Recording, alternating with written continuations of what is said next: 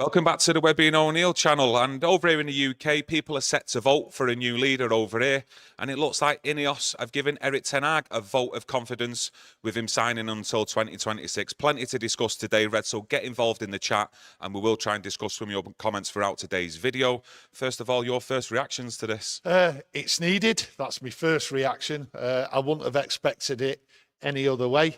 The question is it a leap of faith by Ineos extending his contract? Some people out there I've seen saying it's cautious. I actually believe it's prudent. We have always wanted Erik ten Hag to do 3 years. Obviously, this goes further than that, up to 2026. But the thing is, it was carnage and chaos and has been for Erik ten Hag. So I feel as though this is prudent. In the background, Ineos have got everything there for Erik ten Hag to improve and get really what we want. So at the end of the day, I see it's prudent and prudent giving him that extension. So to me, I'm over the moon with this. I've got what I wanted, and I think many United fans will be happy with what they're seeing and hearing at Old Trafford and what's going on. He did say in his comments on the website on signing until 2026, and he did say we must also be clear that there is still lots of hard work ahead to reach the levels expected at Manchester United, which means challenging for the English and European titles. Listen, that's what all Manchester United expect. Well, Manchester United fans expect, surely. We heard from Sir Jim Ratcliffe, and that's what he's expecting in 3 years' time as well. Listen, make no mistake here. Okay, he has to get it right with these players, and he also has to get it right with the players what he brings in. Some of the players what he's brought in haven't been up to scratch. He has to get it right, and Ineos are right. And when I use the word prudent, they're looking at it and thinking, right, you've got to get it right. You've had 2 years. We accept what's gone on. You've not had the people behind you, but now there is no excuses. You're a coach. We're bringing the right people in. Even Ruud van Nistelrooy's being added to his coaching staff. We're not sure if there's other people staying or going, but the people are being brought in for Erik ten Hag. There is unity, complete unity. Erik ten Hag has come out with and said. So at the end of the day, achieving our goals, getting better, attempting to try and win the league, get up there in the Champions League. These are all things he has to deal with and get right. So let's make no mistake. This year, he has to do it. Ines and Marcus from our Members Club, thanks for joining us today. We did obviously know that Erik ten Hag had that 1 year option on his contract. So basically, that's really what it is. They've just activated that 1 year option. Is that how you take it as well? Yeah, they've activated it. It gives Erik ten Hag security for another year. So at the end of the day, Ineos will act. But Erik ten Hag has got the security of a payoff, and quite rightly so in my mind, because going into this season without Erik ten Hag being given security would have only continued the carnage and the chaos, especially when you see the behaviour and the attitude of some of these players, how they conduct themselves on and off the field, okay? Lots of rumours about players leaking stuff and all that. That's over. That's over. So at the end of the day, if Erik ten Hag wouldn't have had this contract, right, players would have just thought, let's just give it time. You'll be gone soon. We've seen it that many times. A manager has to have strength, and Ineos can see that, and they've given him the strength by extending in his contract. And it is right. It is right. He now has the right people behind him, and the players can see that. They either want to play for him or they don't. And what we've got people like Dan Ashworth in here now who will deal with those players whose attitude has been wrong and will not change. Like I said at the start, it's clearly a show of faith, a vote of confidence by Ineos with him signing until 2026.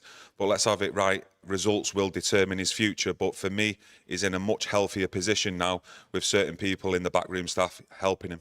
Yeah, the people in the back. Listen, there's loads of help there for him. But at the end of the day, Dan Ashworth has come out there on the website and said there is areas for improvement.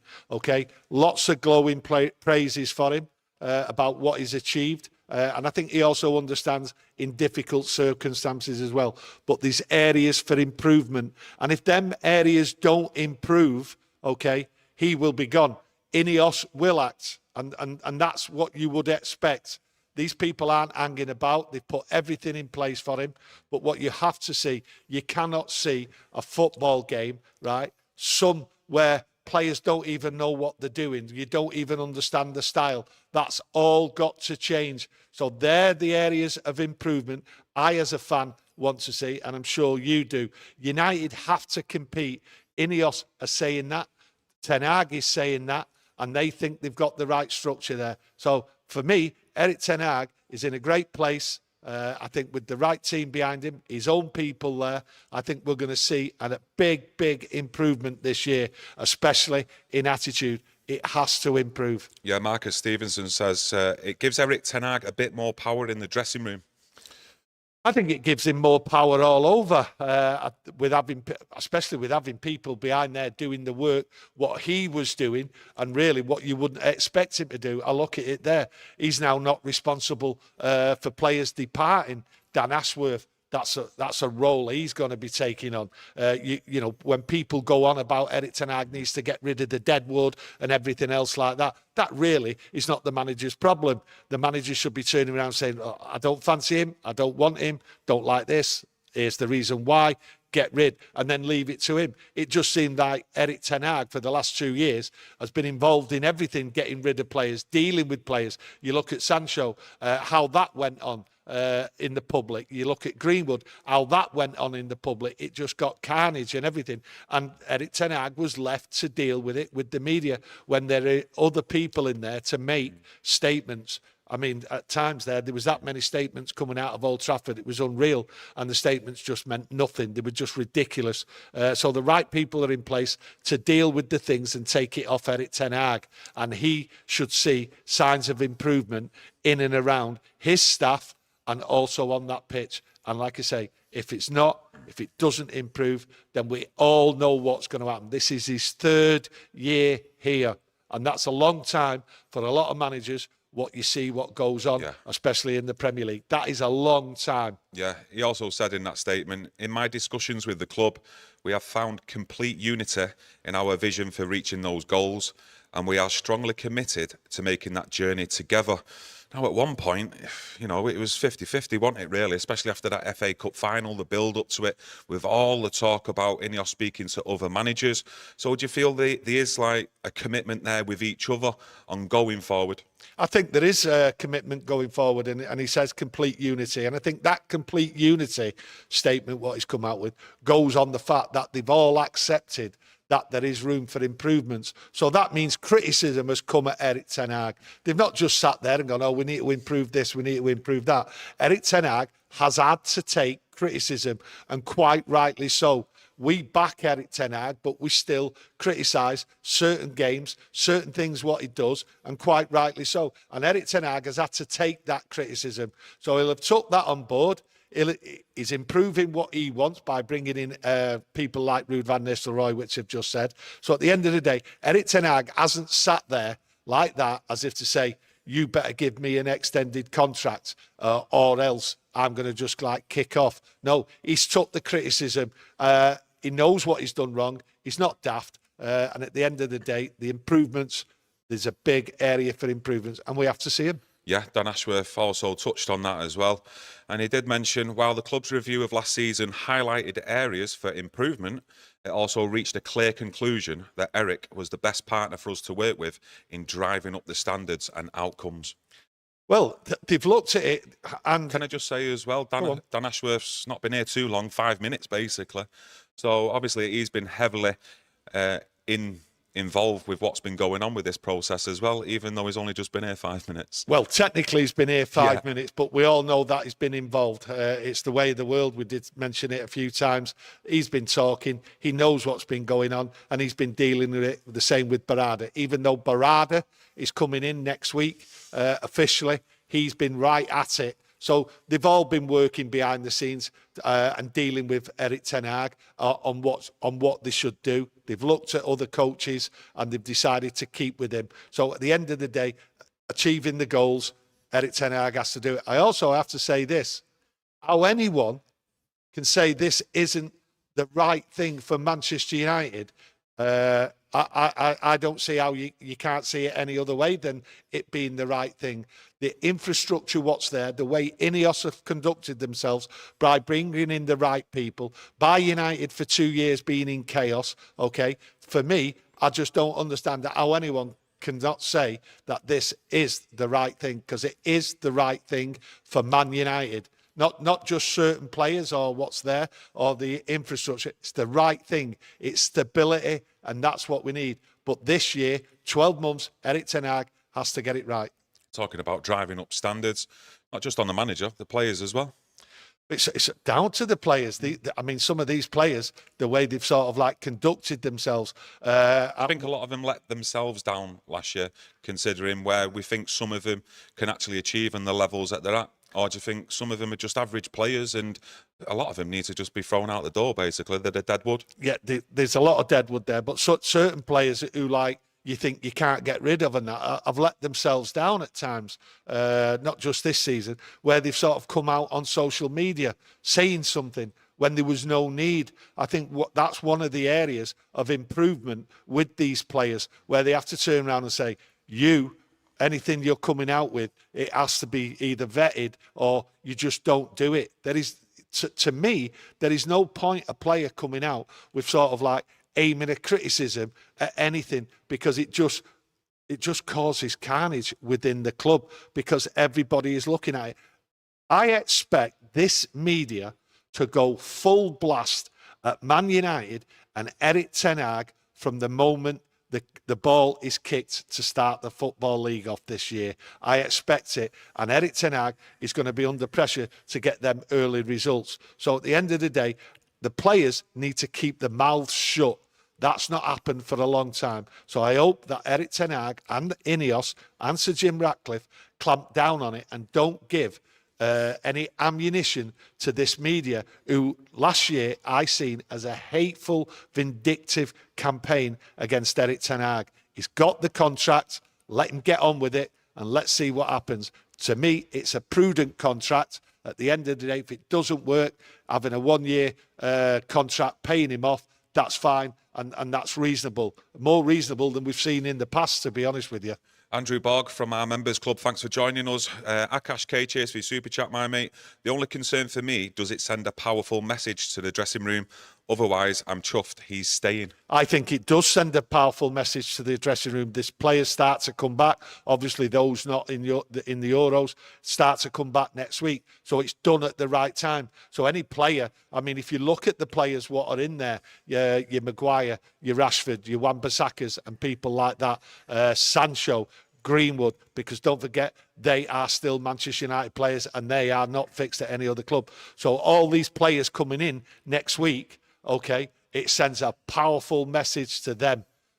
Either knuckle down, we don't want you, we're trying to get you out, you're going to have to do what you're told, or you're out. It's a simple, very powerful message, this, for the players what are returning, what basically are on the in or out. And now is the time. Next week, these players will learn what it's all about. Sean H, you're the only channel that looks at things logically.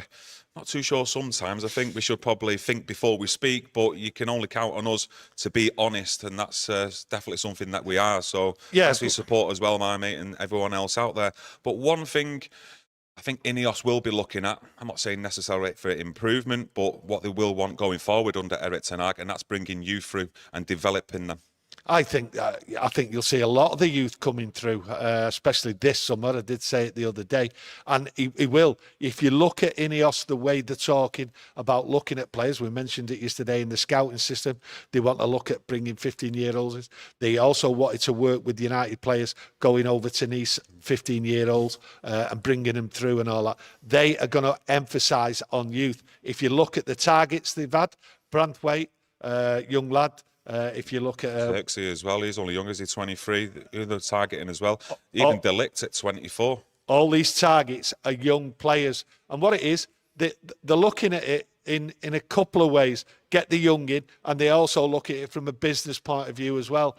These players, there's a sell-on value. They don't see buying someone and putting him on a 4-year contract at 28 years of age as as an opportunity to make money down the line. And it is a business. You've got to remember that. So they don't just look at it one way. They look at it as a business as well, and the sell-on value. And you have to look at that. And at the end of the day, a lot of players, and I don't blame players, coming to Manchester United or going to anywhere in football, signing a contract for 4 years and then wanting to move. The world is only small. It never used to be, and people want to experience it, and they're only young, and the footballers, and sometimes we idolise players, and it's gut-wrenching when we see them go. So at the end of the day, 4 years, at the end of the day, 24 years of age, 4 years, you might expect a lot of players to move on. Loyalty in football isn't there as much as what it used to be. How do you think he's done, though, with some of the younger players, especially last season? You know, you look at Garnacho, Mainu, Hoyland, who obviously signed last summer, Ahmad as well, even though he'd been injured for large parts of the season. Last year, you can't knock what he's done with these young players, but you also have to, look at it in reality. A lot of these young players were given the opportunity because of injuries and time like that. I look at the year before and I say to myself, that was the time to start bringing in these young players. And he never did. There was plenty of opportunities. But last year, they got their opportunities and he stuck with them. I like what he did with Garnacho especially. He brought Garnacho in at the beginning of the year, took him out after 4 games because it wasn't happening. But he wasn't away long. He then brought him back in and he had a fantastic, I think it's like 24, 25 games he played continually. So that was good for Garnacho and these other players there. And you've got to remember as well, a lot of young players he's put out on loan. And I think we're going to see him back here next week. And some of them, I think, will be on that tour and will be given opportunities. And 1 or 2 will be earmarked for off. Ancient Jake, welcome to our members club. Much appreciated, my mate. How do you think he's done, though, not just last season, but in his 2 years in actually developing players? You know, having a quick think around the squad. You know, is there any players that you feel that have improved under Erik ten Hag? There's not many. You know, you can't. You can put it on one hand, and then you'd be hard pressed to say it. You know, I have said in the past, I thought Wan-Bissaka improved under Erik ten Hag, and I think he's an excellent fullback. One-on-one, he's superb, and I thought he improved under Erik ten Hag, but there's something still missing from him. But I would still keep Aaron Wan-Bissaka, but there's not many he's improved. It's an ongoing thing. He's had the carnage and chaos, and I don't think he's had the stability to work with him. But what you have to say is that the young players behind the scenes, what aren't in that first team squad, are developing, and the facts and the stats tell you that. So at the end of the day, he and his team and what is going on behind the scenes is improving. And if you go back to many years ago under Sir Alex Ferguson, it looked carnage on the front page, but behind the scenes it was all working, and we didn't see that. But we've got glimpses into these youngsters' lifestyle and what's going on with the football, and it's just a matter of, are some of them able to take that leap? And I think Erik ten Hag and Ineos, they're planning for that, to give these players the opportunity. Akash K, welcome to our members club, mate. Much appreciated. Mounts is asking, is Tony sleeping well? How have you been sleeping? Sleeping all right. Sleeping all right. I'm going to sleep a lot better now, knowing that everything's stable. So at the end of the day, we've got the manager, we've got the right people in place. Hopefully we'll get some transfers in, but people know the score now. Everybody knows the score. And like I say, how anyone can say that this isn't right for Man United, I just don't understand that, because now everything's there and you've got to see that it works. And if it doesn't work, we all know, we're not daft. We know what Ineos will do. They're eager. They want things to happen quickly, but they want to see improvements. And Erik ten Hag, out of everybody, he knows he's got to improve in certain areas. A lot of people are mentioning Delo, and I think quite rightly so, about improving last season. And whether he's, you know, our future number 1 at right back, he's definitely a valuable squad member, Delo, when you consider he can also put in a shift at left back as well. And he did put quite a few good performances at left back when needed last season. I think what you'll see, I think you will see Delo be the number one, and he has improved. There's no two ways about that. He will be the number one right back, because what I do see is Aaron Wan-Bissaka being sold, and the reason why I say that is because he's got 12 months of his contract, and if he's not signing a new contract, and it doesn't look that way, because the word out there is that there is no talks ongoing for Wan-Bissaka, Ineos will get rid of him this summer. They will cash in on him and use that money for other avenues for transfers. So Ineos will not hang around. There is enough players, okay, what have walked out of Manchester United and they've had no money for them. They've been able and allowed to run the contracts down. Ineos will not allow that. So you can see Wan-Bissaka going for that very simple reason. He's not in talks over an extended contract.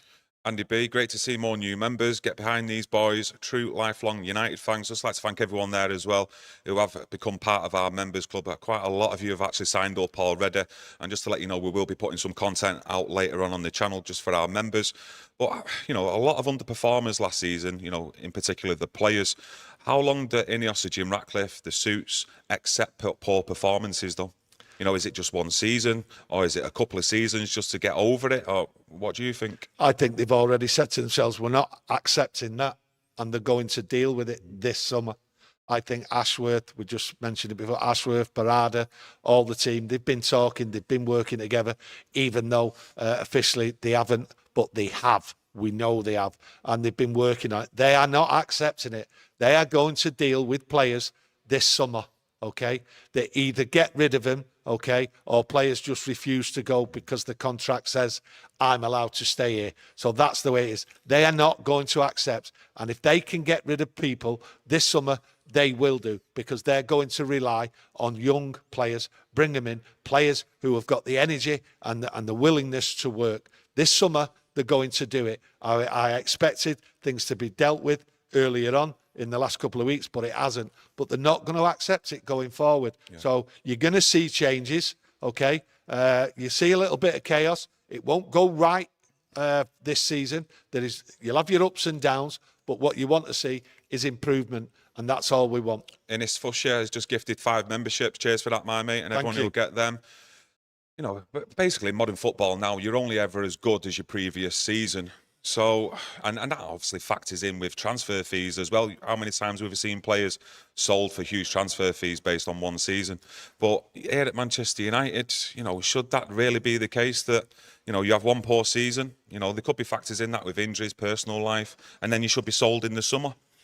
Well, does that seem a little bit harsh for you, or should they be given that second season to improve and get back to the levels they expect? If you've got injuries, that's a different thing, okay?